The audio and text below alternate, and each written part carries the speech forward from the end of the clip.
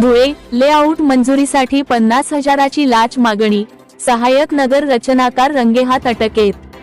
धुळे जिल्ह्यातील नगर रचना विभागातील सहाय्यक नगर रचनाकार कल्पेश चौरे यांना लेआउट मंजुरीसाठी तक्रारदाराकडून 30,000 रुपये लाच स्वीकारताना रंगेहात पकडण्यात आले।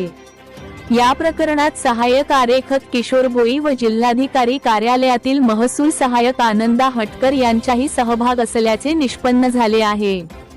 तक्रारदारांच्या वडिलांच्या नावावर असलेल्या 10,000 चौरस मीटर शेतजमिनीचे औद्योगिक उद्देशासाठी लेआउट मंजुरी व बिनशेती आदेश मिळविण्यासाठी 31 ऑक्टोबर 2025 रोजी जिल्हाधिकारी कार्यालयात ऑनलाईन अर्ज करण्यात आला होता। पडताळणी दरम्यान सहाय्यक आरेखक भोई यांनी स्वतःसाठी 10,000 रुपये व सहाय्यक नगर रचनाकार चौरे यांच्यासाठी 30,000 रुपये तर महसूल सहाय्यक हटकर यांनी 10,000 रुपये लाच मागितली होती। 13 जानेवारी 2026 रोजी पंचासमक्ष पडताळणी केल्यानंतर जानेवारी 21 रोजी सापळा कारवाई करण्यात आली। सहाय्यक नगर रचनाकार चौरे यांनी तक्रारदाराकडून 30,000 रुपये स्वीकारले तेव्हा त्यांना रंगेहात अटक करण्यात आली।